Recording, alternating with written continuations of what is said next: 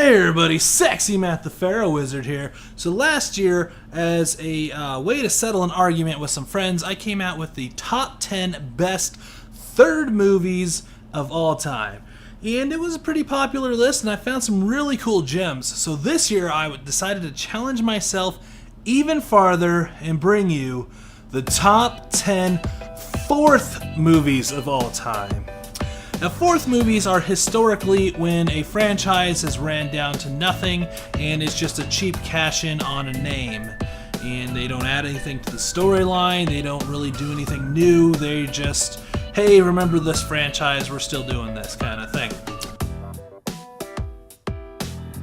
But there are some that spring out of that, and I would like to highlight some of those. So a caveat to the list before I get into it. First of all, this is, of course, my personal tastes, my personal list. So if you want to give me your list of top 10 fourth movies in the comments below, feel free to do so. Now, a couple rules is I'm going chronologically, not canonically. So the fourth movie that was released in real life, not where it fits within the movie's canon. So something like the first Hobbit movie would count as a fourth movie because it's the fourth in the Tolkien Hobbit saga, or whatever you want to call it. But even though it takes place first in that entire saga, it's a fourth movie because it's the fourth release. Does that make sense? We still on board? Alright. And finally, although this rule really doesn't count for fourths, but I'm not really counting any Marvel Cinematic movies this time around because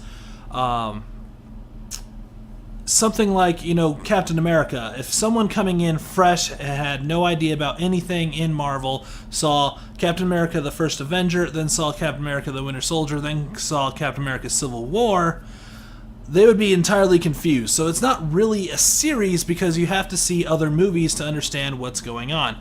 So I count Marvel as one long entire series. And the fourth chronological Marvel movie is Thor, which, spoilers, it's not on this list. But finally, that's enough rules, so let's get into it. Here we go, my top 10 fourth movies. Number 10, Live Free, Die Hard. So I quite enjoyed this one as a pretty over-the-top kind of awesome action movie. I like the idea of hackers stealing money digitally and causing a ruckus all over town. I really like that. I like Justin Long's character. He wasn't too much of an annoying sidekick. It really added a lot. It is lower on the list because this is where John McClane became a superhero. So, that part's kind of weak, and it's not the best in the franchise. But it's still very enjoyable, and, I quite liked it. Number 9, Bride of Chucky. So the Child's Play movies, or people call them the Chucky movies, are very diversive. People either think Chucky's the stupidest slasher of all time, or people think he is entirely scary and are creeped out by dolls. It's pretty diversive that way. I'm in the camp that he's a really dumb slasher. But the Child's Play movies have been had a very deep slope. Like, it started off at 1 and lost a lot of quality. But come Bride of Chucky, they decided to mix in more comedy and to be more of a horror comedy rather than a straight-up slasher movie, and that definitely played to its strengths. It had some meta moments, and I like the design of Chucky with all the stitches, that he's been beat up and brought back to life so many times. I really enjoy that, and it's a good level of that comedy to horror mix, unlike the next movie, Son of Chucky, where they went overboard and went the wrong route. But this one's a good mix, and I think it really brought back the franchise, and I quite enjoy it. Number 8, The Hunger Games, Mockingjay, Part 2. So this one, of course, is a bit of a cash-in because they did split up a book into 2 movies so they can add an extra movie to their franchise.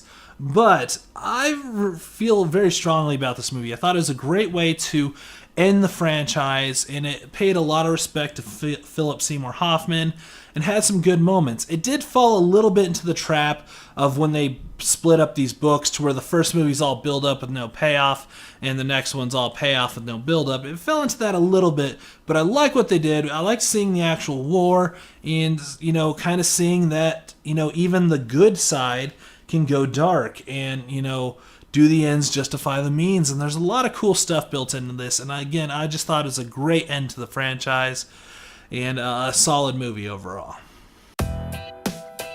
Number 7, Star Trek IV, The Voyage Home. So I definitely had to add this one for nostalgia purposes. If you don't know, this is the one where they go back in time to save the whales. So it's kind of cool to add in an environmental message, but make it make sense within its own continuity. And I really like that. And it's a really good mix of using sci-fi for, a way to express problems in the current society. I really enjoyed that. This one's got the best funny moments. Probably if you watch it now and judge it based on, today's standards, it's probably a little bit goofy and a little bit on the low end, and that's why I dropped it a little bit low on the list. But for nostalgia purposes, this is the one I remember seeing growing up the most. Again, it's the funniest and just has some great moments, and one of the more solid original Star Trek movies. Number 6, A Nightmare on Elm Street 4, The Dream Master. When I put it up on my Twitter, what was your guys' favorite fourth movie, I was definitely surprised to see the amount of people listing The Dream Master as a favorite fourth movie. And I definitely agree with you. If you see my worst to best list of the Nightmare on Elm Street movies, this one is very high up there. I enjoy this one a lot.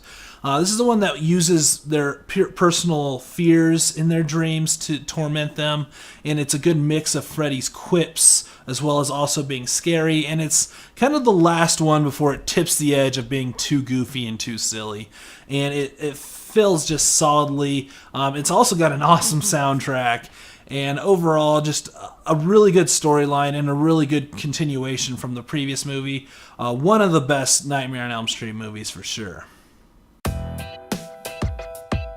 Number 5, Harry Potter and the Goblet of Fire. Getting into the Harry Potter movies, if you really watch them in a row, 1, 2, and 3 are kind of samey.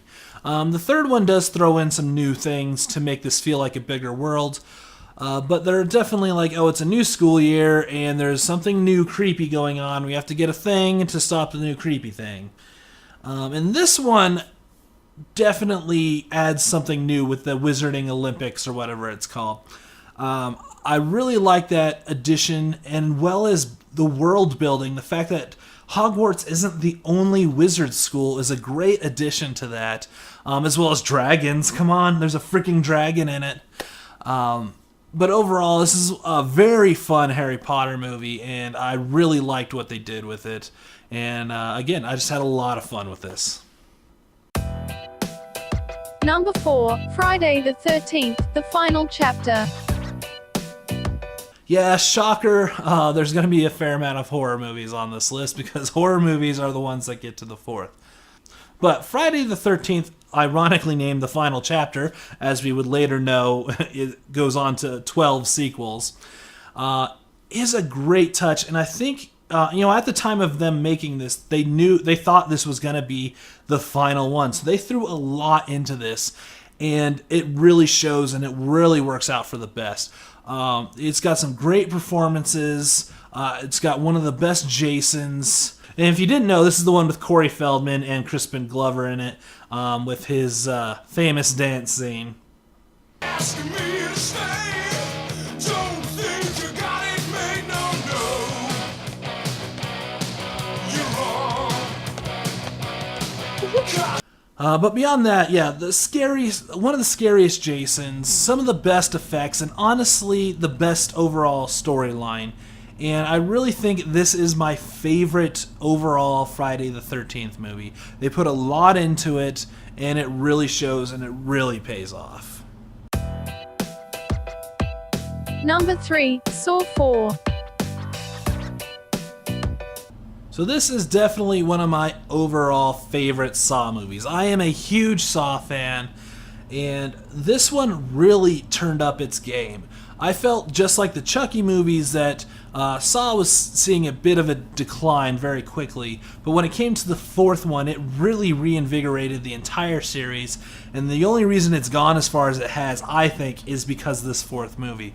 It has some great twists, some great turns, some great effects, some great traps, and the overall plot is amazing, and it introduces a lot of new things that go on to future movies, and it's the start of a new in-series trilogy, because if you didn't know, the first three movies are really connected in more of a trilogy, and the second three are another trilogy, and then the last one is terrible. But Saw 4 is great. One of my favorite Saw movies.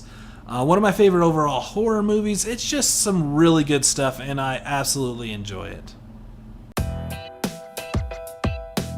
Number 2, Rocky 4. Did you think I was going to leave Rocky out of this? Of course not. Rocky 4, where Rocky single-handedly destroys communism, is so great. And not just on an ironic level. Like, it's a lot of fun. This is Rocky to its craziest. Like, it started off as this grounded, realistic movie and was continually getting crazier and crazier, and this is the peak crazy. But they stopped the crazy at the perfect moment, and this is amazing. It's one of my favorite Rocky movies. I love the montages. I love Drago as the villain boxer, and just the 80s of it. Everything is so 80s.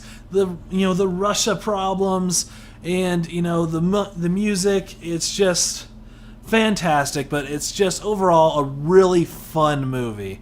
Just taking this grounded character and pushing him to the farthest goofy limits you can get to, and it really worked out. I really love Rocky 4.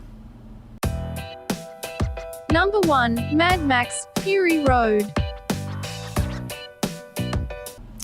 And of course, the movie to win some Oscars is the best fourth movie. Mad Max Fury Road is just so great. I cannot praise it enough. Again, it's a 2-hour, car chase movie that's not boring at all, and it adds so much. It's beautifully shot. It's a beautiful action movie. Everything's just done so well with this. It reinvigorated the entire franchise and just brought a whole lot to it, and I absolutely love it. Honestly, this is the pinnacle of fourth movies. This is taking a franchise that has died, but continuing it on and doing some really great things. I cannot praise Fury Road enough. It is just a fantastic movie. So that's my list of the top 10 fourth movies of all time. What did you guys think? Did I leave any off? Did I misrank some of these? Are some too high? Let me know in the comments below. Let's start some discussions. And maybe next year I'll get into the fifth movie, because as we know, as we've seen this year, the fifth movies is where it gets good again. I'm Sexy Matt the Pharaoh Wizard. Until next time, hold on to your hold slots.